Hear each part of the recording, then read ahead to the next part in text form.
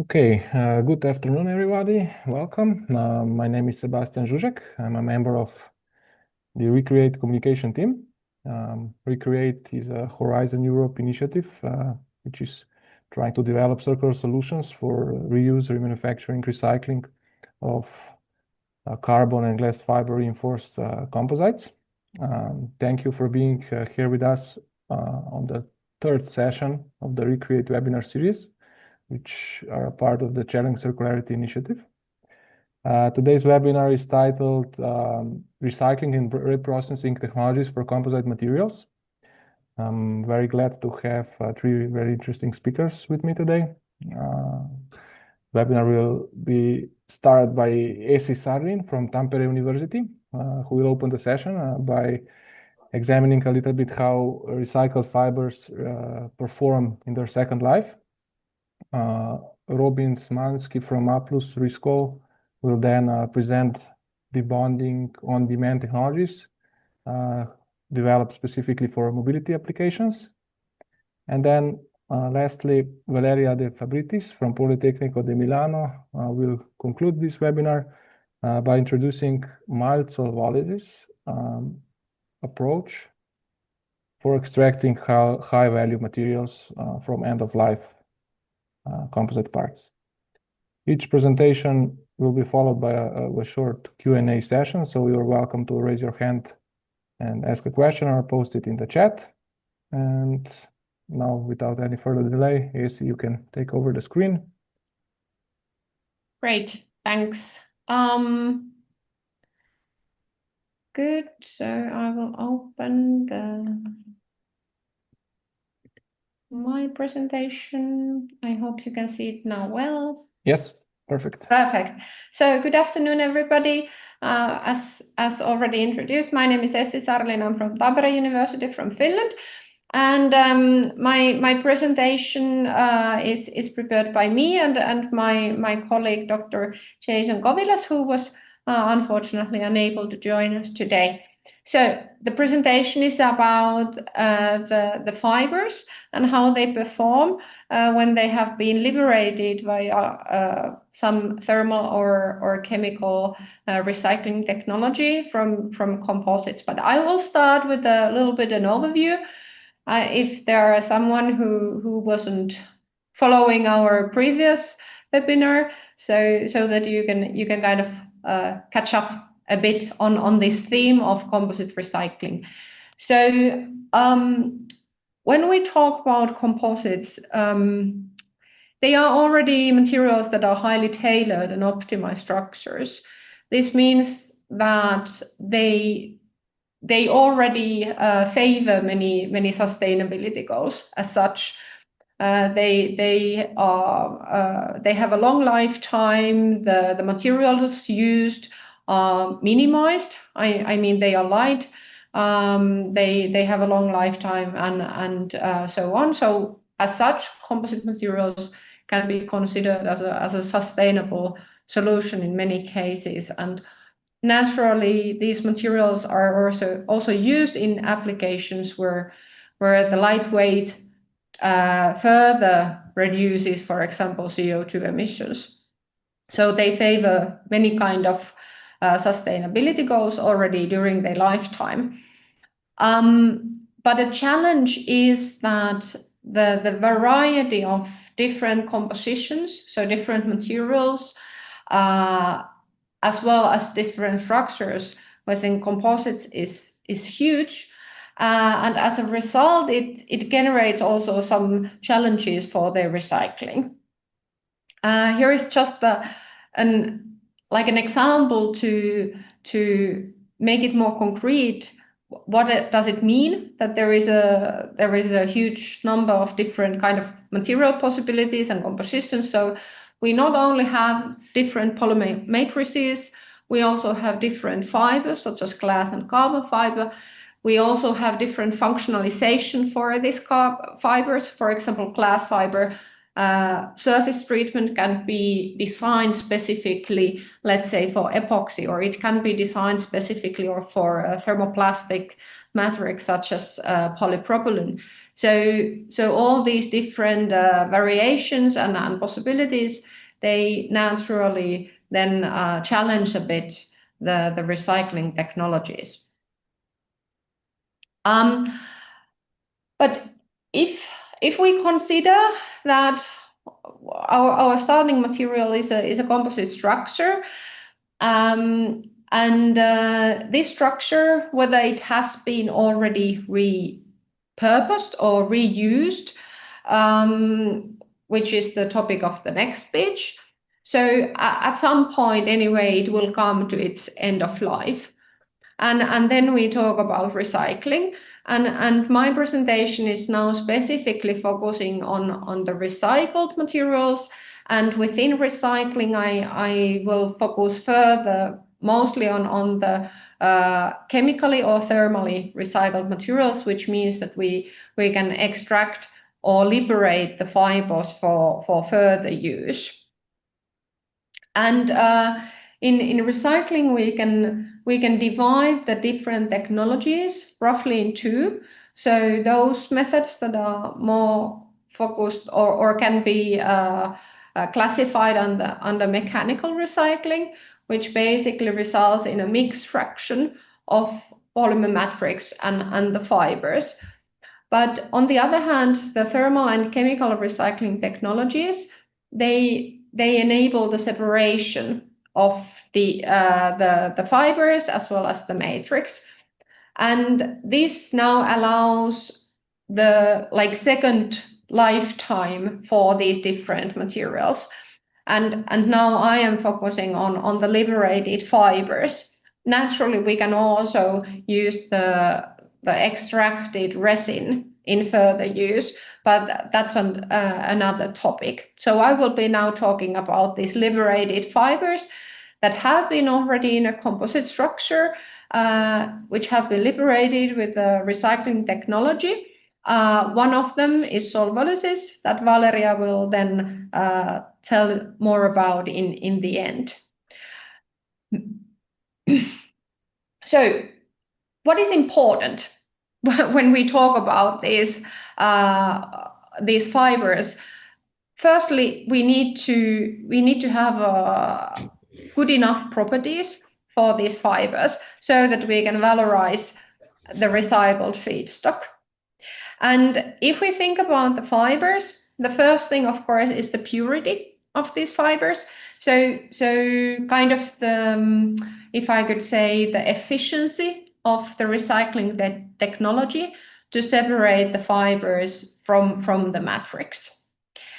Secondly, the dimensions as well as the mechanical properties such as strength and modulus are highly important.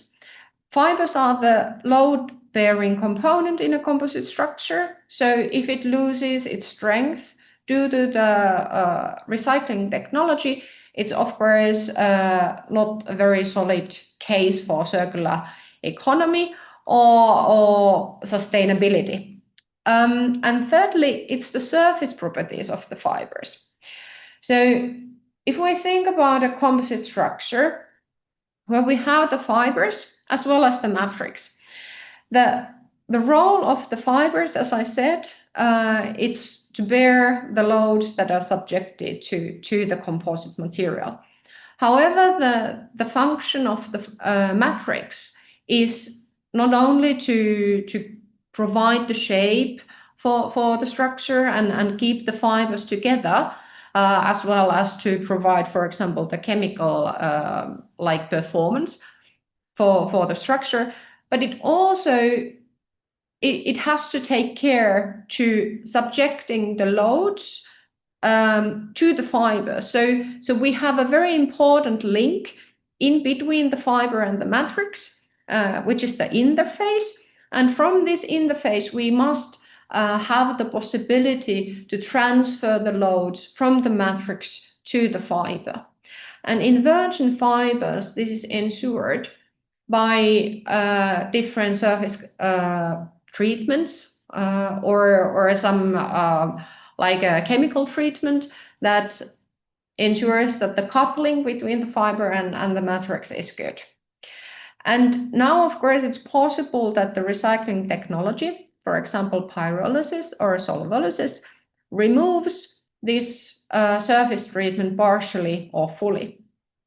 And as a result, it might be that we lose the ability of the fiber to connect well with the matrix, and then we can't transfer the loads from the matrix to the fiber.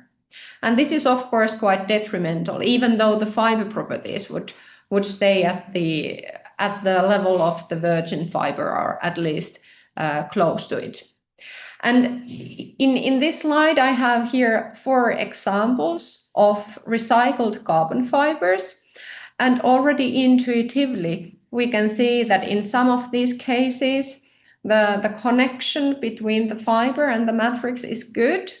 And in some cases, it's very poor. For example, the one that is in right bottom corner, we can see that there is even no connection at all, because there is a hole between, or space between the fiber and the matrix. So of course there is no possibility for load transfer between the two materials.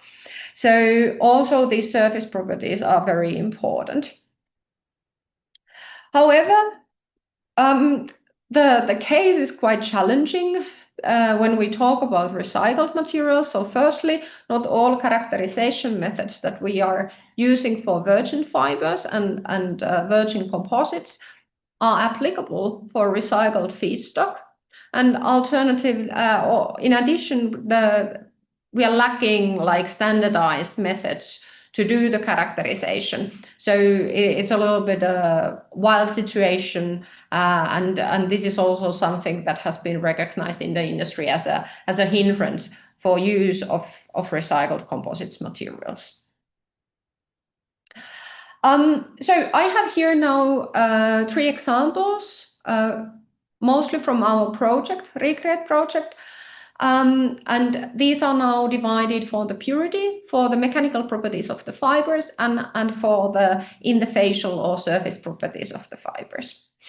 So this purity of the fibers, that's maybe the most easiest characterization case. So we can, for example, use thermogravimetric analysis to study the organic components on the fiber surface. And here on the right side, you can see an example where the virgin fiber and the recycled carbon fiber have very similar properties and purity. So we know that the purity level of the fiber is good. However, the interpretation of the results is somewhat challenging, because the original fiber might contain a surface treatment that contains organic components, whereas then the organic components that we have in recycled fibers might be different. So they might be, for example, the residues or some contaminants from the recycling treatment. And in these electron microscopy images, you can see examples of carbon fibers after a pyrolysis method. So you can see that actually there is quite a lot of different kind of impurities, whereas solvolized carbon fiber on the right-hand side is very pure and looks very, very different. But the purity is typically at a good level when we talk about liberated fibers. Then we come to the strength and the mechanical properties as well as the dimensions. And this is, of course, now something that if the recycling technology creates voids to the fibers, it can be quite detrimental for its efficient use after the recycling. In the Recreate project, the Polytechnic di Milan has already published some results where we can see here on the right-hand side, where we can see that the mechanical properties, for example, after solvolysis, can be very close or equal to the virgin fibers, which is, of course, very encouraging for the use. Here, of course, the the characterization is quite challenging, as we are talking about single carbon fibers or glass fibers, and if you take a carbon fiber, its diameter might be something like 5 to 10 micrometers, which is thinner than a hair. So of course this is quite a challenging characterization case. However, in textile industry, we have methods that can be applied also in composites, and which has been also applied in our project. Then there is the third case, which I would say that is the most challenging from the characterization point of view, and it is the surface properties. So fiber surfaces and fiber matrix interfaces can be characterized in many ways. All of them, however, have quite a lot of challenges.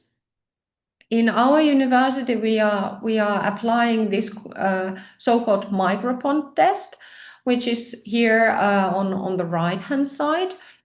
And basically, the idea is to have very, very small droplets of resin on a single fiber. And these droplets are detached from the fiber. And then we study the loads that are needed and calculate the strength of the interface like that. And what we have found is again very encouraging for the recycling point of view. So naturally, the fiber surface characteristics, they depend on the recycling method. For example, whether we talk about solvolysis or pyrolysis, as well as on the fiber type. But here we have the results from our project for carbon fibers and for different solvolysis methods. And I'm quite sure that Valeria will discuss more about these solvolysis techniques. But here we have had different epoxy resins. And in epoxy, we have the resin and the hardener, and then these two define the chemistry of the resin. And we have had here 3 different kind of hardeners. So we have had two amines and an anhydride hardener. But the epoxy resin itself has been always the same. We have had a unidirectional carbon fibers and a bidirectional, so 090 woven mat. And then there has been 3 different solvolysis type, namely glycolysis, alcoholysis, and acidolysis. And from this graph, we have here the relative results. So the first bar represents a virgin carbon fiber from a unidirectional mat, and all the other results are compared with that. And you can see that, for example, the amine cured composites that have been solvolized with the acidolysis, which is the second last bar, there the results are very good compared to the virgin one. So basically, based on this, the fiber after the recycling is as good as the virgin fiber from this interfacial point of view. However, I need to bring it up here that also in a previous project we found very similar case for thermoplastic matrices, but what I mean is that the interface or the surfaces of the carbon fiber can be very good, and it can be good enough for second generation composites, but other reasons, such as the processability of the carbon fibers, might then need, for example, the surface treatment to make it more easy to handle the carbon fibers, or for other reasons. That was the short introduction to the fibers, and now if you have any questions, I'm happy to answer, or at least try to. Thank you very much, Jussi. Thank you for presenting your work and results, which seem really promising. If there are any questions, this would be the time. raise your hand or use the chat Uh, option. Hello, Hello. here's Yara from Carbon Cleanup. Hello, Yara. And Hi, I Yara. have a question or maybe a comment regarding this comparison acidolysis versus I will put the camera versus virgin fiber. Do you think that the acidolysis process can be act also as a kind of sizing process? Because I would say that when it comes to carbon fibers, um, and now I must make it clear that we have studied the interfacial properties with epoxy. So the second generation composite has been a carbon fiber epoxy composite, as was the original one. So in the case of carbon fibers and in the case of epoxy as a second generation matrix, we don't actually need any separate sizing. So the role of the sizing is more to protect the fibers or increase their density so that they can be processed more easily. So in a sense, yes, but on the other hand, I think that the need for that is less. The need for a sizing is more pronounced for glass fibers. My question goes in the right direction. That maybe because of the process of the acidolysis, you will have a kind of layer in the fiber, and this layer act probably as a sizing. The fibers are very pure. Mhm. I'm not sure. Maybe Valeria will have some further results on this in the end. So the fiber surface is very oxidized anyway, and then when we have epoxy as a second generation matrix, epoxy is also very it's kind of easy to attach to other materials. So I would say that the case is quite easy in that sense. Yeah. Okay. Thank you. Thank you for the questions, Yara. No, thank you. Okay. I think we can move on to our next speaker, which is Robin from Rescore. Welcome to take the screen. Yeah. Hello, everyone. Can you hear me well? Perfectly, yes. Okay, thank you. I will just share my screen and begin. Yeah, okay.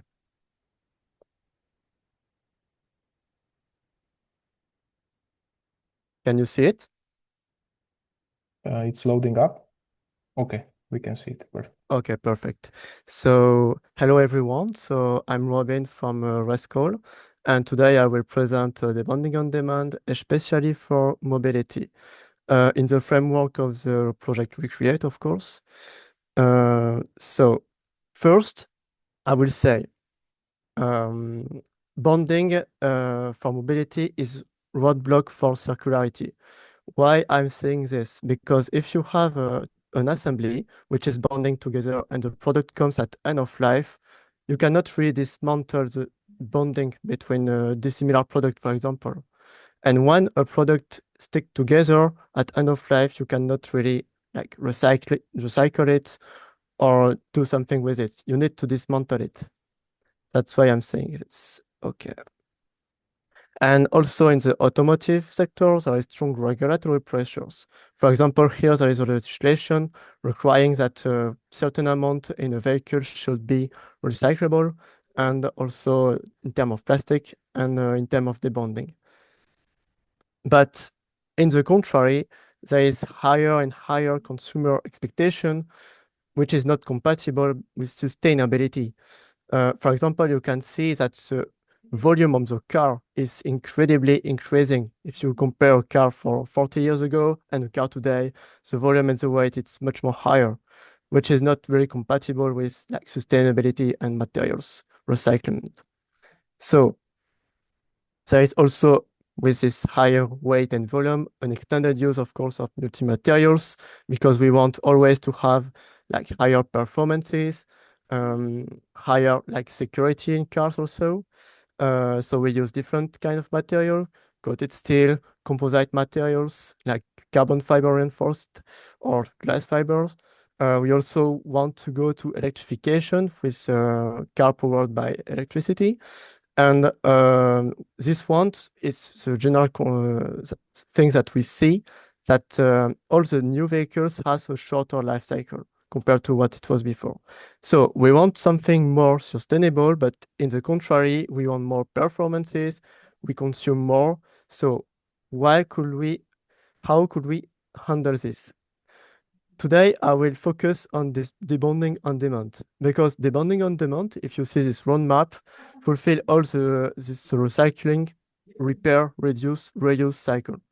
So if you go, for example, to the reduce, we can think that the debonding on demand is reducing the impact if you can dismantle the different part of a vehicle. And especially if you look at the reuse part, you can, of course, reuse the parts that you dismantle, which is not possible if you dismantle it with a, I would say, hard debonding on demand technique. The goal of this will be to recycling, of course, or maybe reusing, like recycling when we had just a meeting about fiber reusing, and the resins also can be reused. So that's in this framework that can be done. It's interesting also because it saves materials from landfill incineration, because most of scenario it's material landfill that we want to avoid. And this specific like debonding on demand concept that we developed through this project are save energy compared to the standard one, like cutting, solvent cleaning, and so on. We can also use this technique for repairing, like for example, broken or worn part of the car. So I will just say a word about the usual debonding techniques that can be used without a specific trigger debonding on demand. So here it's a standard assembly. Basically, you can use aggressive solvent, which is not REACH compliant. You can pull off the materials with mechanical forces, but you have the risk to damage the materials. And also, you can heat it above the degradation temperature of the adhesive, but the problem in that case is that you will also degrade the substrate. So that's why we want to implement specific debondable system.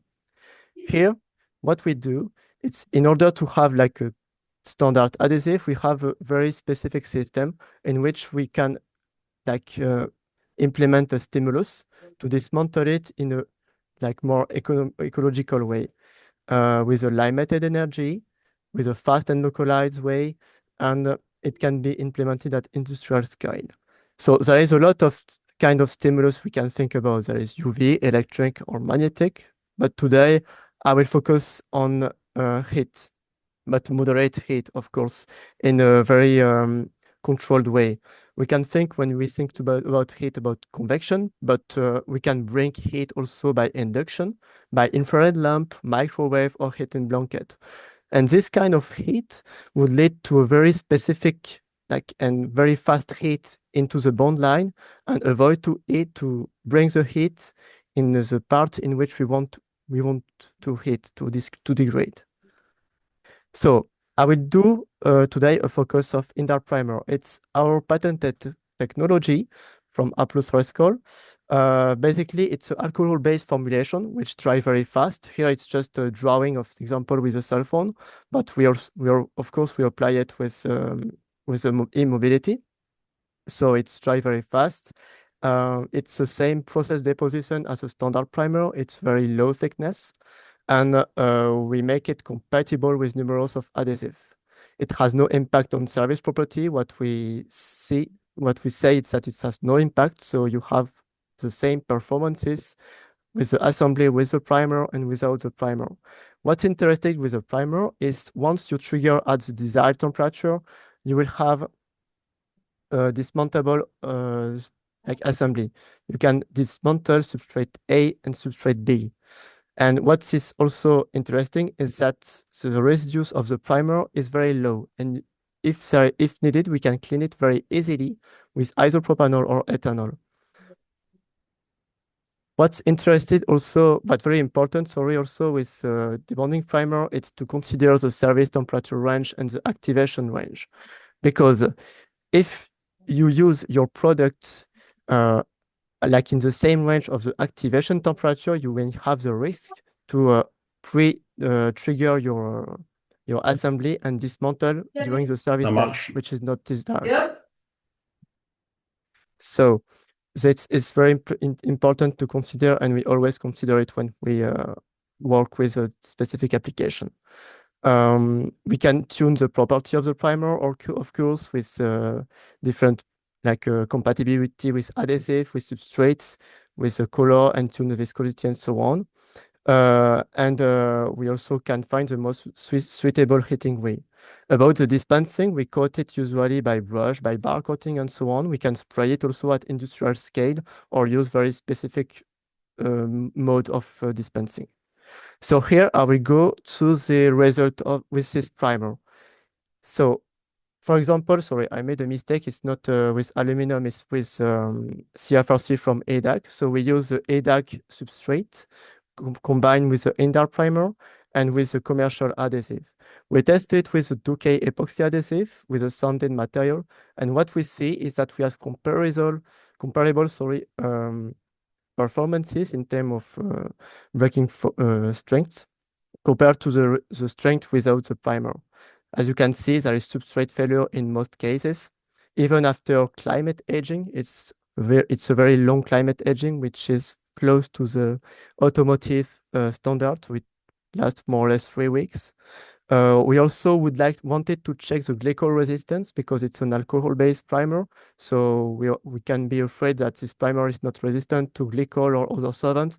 But as you can see here, the assembly with the primer is still resistant, and we can have a very good adhesion. This is some picture about the failure modes here, an example after climate aging. And after the debonding, what is very interesting compared to other debonding technology is that the substrate are very clean, as you can see here. So you can reuse it very easily, and you can also dismantle it at cold stage, which means that you put it in the oven or you heat it with a higher lamp or induction. You just put it out of the oven, you wait like a while until you can manipulate it, because it can be hard to manipulate substrate when it's too hot, and then you can dismantle it easily. We got more or less the same result with a 2K polyurethane commercial adhesive. So this time we use the Indar primer 150 instead of 170, and we got more or less the same results. You can note that the adhesion is low in that case, but it's very similar to the reference. It's a polyurethane adhesive, which is very soft. You can have a very important elongation at brick. That's why this value are a bit lower compared to other.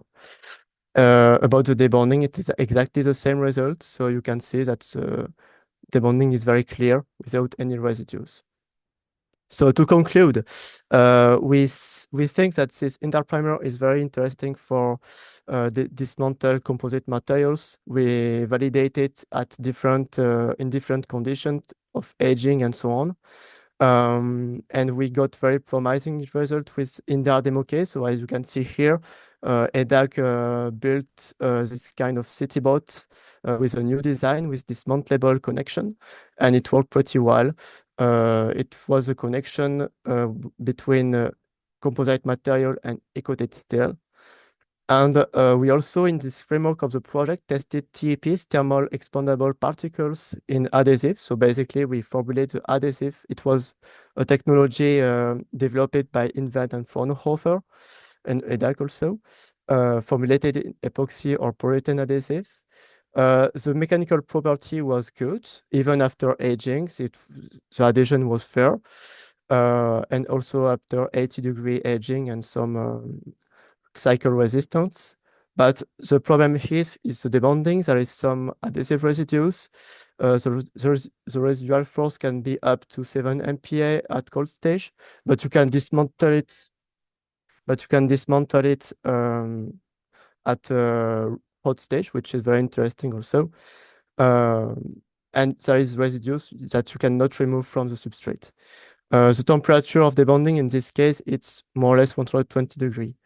So I thank you very much for your attention, and we are very happy to share you more information if you want about this Ender primer or other technologies, and also yeah, other properties.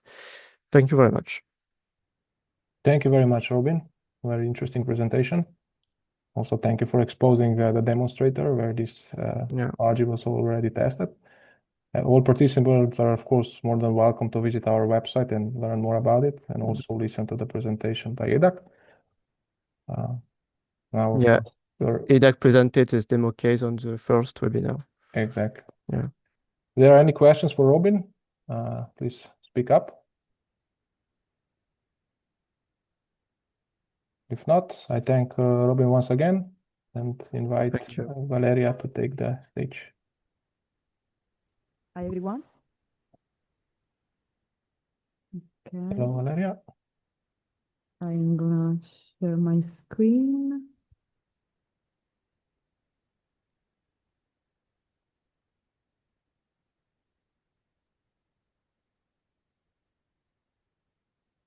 Okay, can you see it? Yes. Okay, perfect. Perfect. So, hello again, I'm Valeria from Politecnico di Milano, and today I'm gonna talk you about one of our mild recycling processes for fiber-reinforced composites. So at first, as they already did, a brief introduction about fiber-reinforced composites. So these materials are nowadays widely employed in high demanding and structural applications, like in the pictures that I reported, so in automotive, naval, aerospace, and also wind turbine sectors.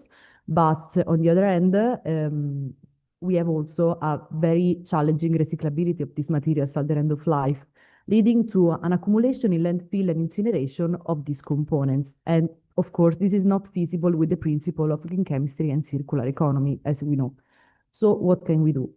Currently, at industrial scale, there are different traditional recycling technologies divided into thermal, mechanical, and chemical recycling, but there are several drawbacks related to these technologies, mainly due to the poor quality of the recovered components and also due to the emissions of these processes.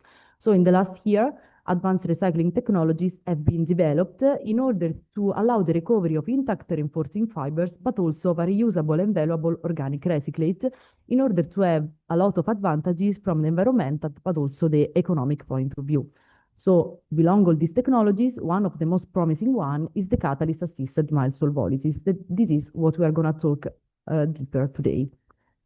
A brief introduction about literature. So where we are today for this kind of recycling process. I'm going to focus today on the epoxyamine recycling processes. So in literature, there are different recycling process. So usually the composite is placed into a pressure reactors and treated for different time, pressure, and reaction temperature, employing Lewis acid and carboxylic acid as degradation system.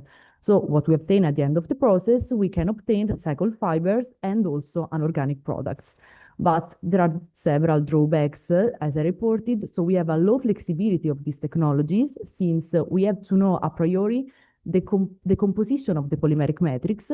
Also, there is the need of a pressure reactors that will lead high OPEX and CAPEX of a future plant fabrication, and also safety and scalability issues. Also, there is the lack of a process optimization, since, as I reported, there is a wide range of operating conditions that are employed, but we don't know what are the optimal one. And there is also the difficult reusability of the catalyst, but also of the organic recyclate. So how we can overcome all these limitations? So we started to design our recycling process, and we started from the solvent selection. So as I said, usually carboxylic acid are employed as solvent for the recycling of epoxyamine thermoset, but belong all the carboxylic acid, we want to select only low toxicity solvent, also that can be biodegradable and biodegradable, and that have a boiling temperature higher than the glass transition temperature of the thermoset that compose the polymeric matrix of the material, since in this way, we can design a process temperature higher than the Tg of the polymer. And also we studied the thermodynamic affinity of the solvents with our polymer. So pelargonic acid fulfill all our requirements. On the other hand, we selected also the Lewis acid necessary for our degradation system. Starting from literature studies, we selected aluminum trichloride since it seems to be the most active one. So we have our degradation system composed by pelargonic acid and aluminum trichloride, but now we have to investigate if it actually works on model epoxyamine systems. So we fabricate our model system based on GBA as epoxy component and a diamine aromatic curing agent that I reported in this slide. And so we fabricate our thermoset and we performed our solvolysis, obtaining a complete degradation of the sample. So we were quite happy. But at this point, as I said, we want also to optimize our process. So how can we do it? We decided to employ a design of experiments approach that is a statistical methodology that allows us to maximize the information, but with minimum experimental effort. So below all the design, we selected a central composite design. So we selected our process operating conditions and we optimized it, obtaining an optimized process for this thermoset. But the reclaimed organic fraction has a very low acidity, so this will lead to difficult reutilization in a future of this recycled part. But as I said, we also have the precipitation of the catalyst as organometallic aluminum complex. So why not try to investigate its catalytic efficiency? So we did it and we fabricate a modified catalyst at this point composed by 90% of the recovered catalyst at the end of the solvolysis and only 10% of fresh aluminum in order to have at the end of the process a milder pH organic solution. So just a brief summarize of what we have until now. So we developed a process that can work at atmospheric pressure and also at low temperature, obtaining a mild pH solution at the end of the process of our organic recyclate. And we have also optimized our operating conditions through the design of experiments approach. And also in line with the circular economy principles, we can also reuse our catalyst at least 3 times for further solvolysis. Of course, we have also to test our process, our recycling process of composite, since this is the aim of the project and what we have to do. So we tested on a model system composite materials reinforced with carbon, and applying our operating conditions, we obtain a complete liberation of the fibers and also our organic fraction and catalyst. So let's investigate a little bit what we obtain. Let's characterize it.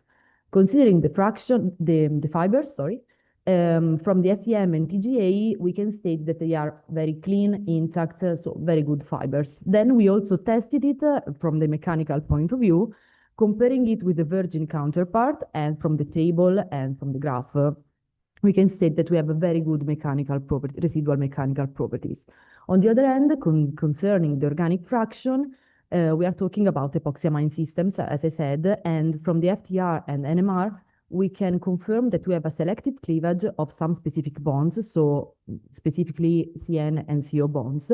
And also from the GPC, we can still see some oligomeric fractions. So very briefly, we obtain an organic fraction with oligomers inside, so very good, and also with residual functionalities, since we have a selective cleavage of some specific bonds. So we have, from one side, very good fraction, and from the other side, very good organic fraction with residual functionalities. So why not try to reuse them? We tried, so we fabricate our second generation composite composed by recycled fibers and also from the recycled polymeric matrix, since we inserted as extender 10% weight of the oligomeric fraction reclaimed at the end of the solvolysis. And we tested it, we obtained very good mechanical properties and also an excellent fiber matrix adhesion between the fibers and the recycled fibers and also the recycled polymeric matrix. But what about process flexibility? Since I started this speech saying that one of the major drawbacks of the actual catalyst-assisted solvolysis is the poor flexibility of the process. So we want also to investigate the flexibility of our recycling process. We did it studying real end-of-life components, since they have a known polymeric matrix, a known composition, and also they can be reinforced with glass or carbon fibers. We selected different end-of-life components that were kindly provided by our partner, as I reported here. So 2 different wind turbine fragments, sandwich panel from the aerospace sector, and also tennis racket fragments. So we applied our process, obtaining, as it's clear from the picture, very good liberation in all cases of the reinforcing fibers. So to conclude, our process is mild since we are able to operate at atmospheric pressure and relatively low temperature. It's sustainable since we have mild conditions. We can also recycle the catalyst several times.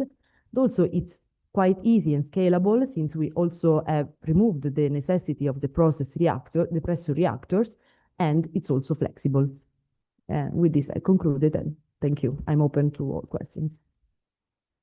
Thank you very much, Valeria. Thank you. We've actually got a question from the chat. Okay. I'll tell you right now. From Natasha from Alstrom. How realistic do you see overcoming the barrier of not having the detailed information of product composition? So will this, for example, the digital product passport require enough detail for this purpose? Okay. Okay, as I said, it's quite important to know for a lot of process the composition of the starting. I don't know if I understood very well the question. If the composition is about the starting materials or the organic fraction, so I will reply both of them. So what concern the starting material, usually in literature there are different processes that are different depending on the composition of the polymer, as it's normal.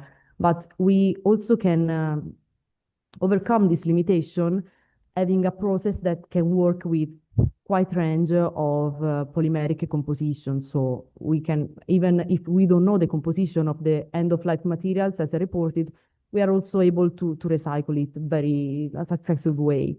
Considering the organic fraction, usually in literature there are different solvolysis processes that work in oxidative or supercritical conditions. So they are mainly focused, especially if we are talking about carbon fiber reinforced polymers, they are focused on the recovery of the carbon fibers, but they don't care, we can say, of the organic fraction.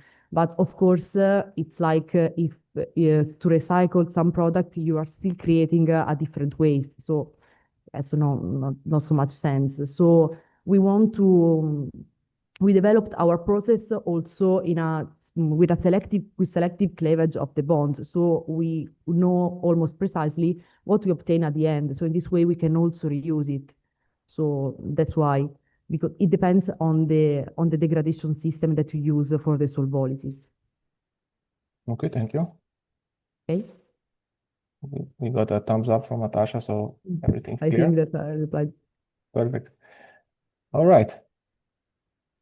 Okay. If there are any more questions, can use this opportunity now. If not, I'll once again thank our speakers today. And as always, the recording of this webinar will be available from our website, where you can also learn more about the technologies that we've described today and presented today, as well as the demonstrators that try to demonstrate some of them. As always, we will gladly invite you to our next webinar, which will take place in the next year on the 27th of January, with again 3 very interesting topics. And until then, I wish you a Merry Christmas, Happy Holidays, and thank you for being here today. Thank you. Bye. Thank you, Sebastian. Thank you all. Bye-bye.